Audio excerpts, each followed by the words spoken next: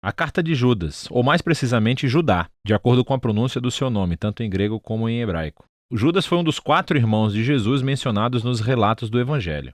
Nenhum dos irmãos seguiu Jesus como Messias antes da sua morte, mas depois eles o viram vivo dentre os mortos e então se tornaram seus discípulos. Todos esses irmãos de Jesus eventualmente se tornaram líderes das primeiras comunidades cristãs judaicas, e Judas era conhecido como o professor itinerante e missionário. E isso nos dá o fundamento para entender o propósito da sua carta. Não sabemos a qual comunidade específica da igreja ele escreveu, mas provavelmente era composto principalmente de judeus messiânicos. Seu estilo de escrita demonstra um conhecimento profundo das escrituras hebraicas do Antigo Testamento, assim como de outras literaturas judaicas populares. Judas teve conhecimento de uma crise enfrentada por essa igreja e isso nos ajuda a entender o conceito da carta. Começa com palavras de responsabilidade, seguida por uma longa advertência e acusação contra mestres corruptos que influenciaram essa igreja. E então Judas termina dando instruções sobre o que essa igreja deveria fazer. Judas começa dando a essa igreja a responsabilidade de lutar pela verdadeira fé cristã. Ele diz que seu plano era escrever um livro mais longo que explorasse nossa salvação compartilhada através do Messias. Mas esse projeto, afirma ele, foi atrasado quando ouviu as notícias urgentes sobre essa igreja. Então ele compôs essa carta muito elaborada, mas muito curta. Judas não começa por como eles devem lutar pela fé. Em vez disso, ele primeiro explica o porquê. É por causa dos mestres corruptos que se infiltraram nessa igreja. E não é o ensino deles que ele alveja, mas o seu modo de vida. Seu comprometimento moral é o que nos diz que eles têm uma teologia ruim. Primeiro de tudo, eles distorcem a graça de Deus como uma licença para pecar. Eles acham que, como estão perdoados e têm o Espírito de Deus, eles podem fazer o que quiserem, especialmente quando se trata de dinheiro e sexo. E assim, diz Judas, eles traem Jesus ao rejeitar sua autoridade e os seus ensinos. E Judas quer que essa igreja saiba que ele não está surpreendido com o surgimento desses mestres. Ele faz a transição para uma advertência mais longa, para ficarem longe deles.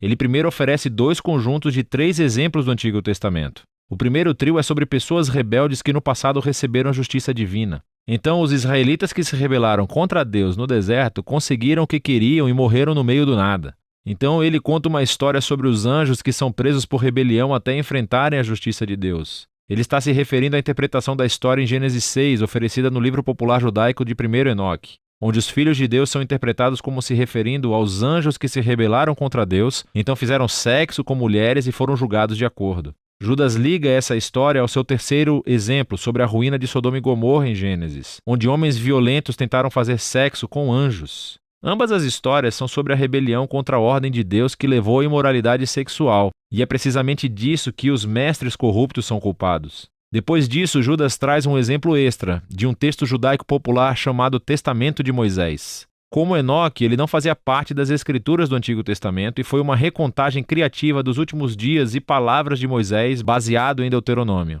Na seção citada por Judas, Moisés morreu e há um anjo bom, Miguel, que refuta as acusações do diabo contra Moisés. Mas ele decide deixar o julgamento final somente para Deus. Agora, essas histórias podem parecer estranhas para você, mas para o povo judeu que cresceu com essa literatura, as advertências de Judas fazem muito sentido. O comportamento desses mestres corruptos tem raízes antigas. Rebelião contra a autoridade de Deus, imoralidade sexual, rejeitando os mensageiros de Deus. E isso se conecta ao segundo trio de exemplos. Eles são todos sobre rebeldes que passaram a corromper outras pessoas. Começando com Caim, que assassinou seu irmão e depois construiu a cidade onde a violência reinava. Balaão, o feiticeiro, não conseguiu amaldiçoar Israel e assim os atraiu para a idolatria e a corrupção sexual. E depois Corá, o levita, liderou uma rebelião contra Moisés que terminou em desastre para os outros. Judas conclui o segundo trio com uma enxurrada de imagens do Antigo Testamento para descrever os mestres. Eles são como os pastores egoístas de Ezequiel, ou como as nuvens sem chuvas de Provérbios, ou como as ondas de caos em Isaías. A alta absorção deles contradiz a afirmação de que seguem a Jesus. Eles criam caos aonde quer que vão.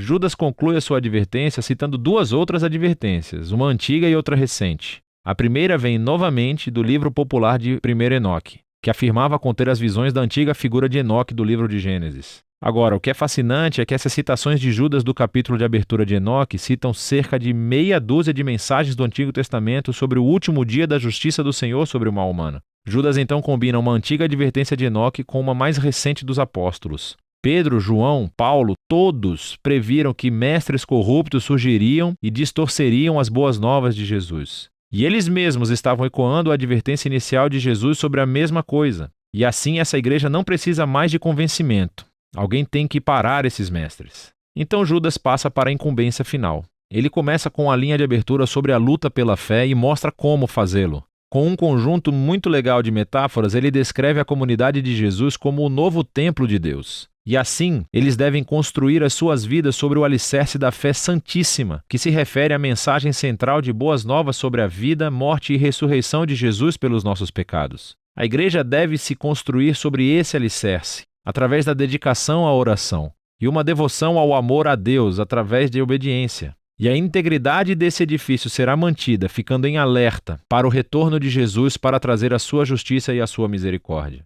E ao fazer isso, ajudar-se-ão mutualmente a permanecer fiéis. Judas então conclui louvando o Deus que protegerá o seu povo e os impedirá de cair muito longe de sua graça. Essa curta carta de Judas é poderosa e intrigante para muitos leitores modernos, que se perguntam por que ele cita textos que hoje não são considerados parte da Bíblia hebraica, como o primeiro Enoque ou o Testamento de Moisés. É importante lembrar que a cultura judaica nessa época estava imersa em textos religiosos. Jesus, a sua família, todos os primeiros cristãos judeus, cresceram lendo a Bíblia hebraica junto com muitos livros posteriores que foram baseados e inspirados pelas Escrituras. E sabemos que houve debates antigos sobre se alguns desses livros posteriores deveriam ou não ser vistos como parte das Escrituras. Mas, independentemente disso, eles ainda são importantes. Um livro não precisa estar na Bíblia para transmitir uma mensagem importante ao povo de Deus. E, assim, temos muitos textos judaicos desse período. Eles são conhecidos hoje como as coleções dos apócrifos,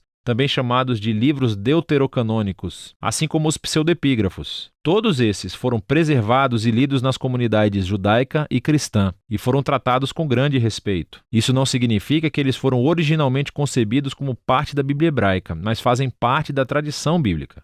E assim, Judas, sabendo que seus leitores valorizavam as palavras de 1 Enoque, utilizou-as para comunicar a sua mensagem, que é essa. A graça de Deus, através de Jesus, exige uma resposta que afeta toda a vida, não apenas o entendimento intelectual. Observe que Judas não critica ou se concentra na teologia do Mestre, mas no seu modo de vida imoral que nega Jesus. E assim, Judas aplica aqui o que Jesus disse a seus discípulos: se você realmente me ama, então você obedecerá aos meus ensinos. Para os cristãos, o modo como você vive é o indicador mais confiável daquilo que você realmente acredita.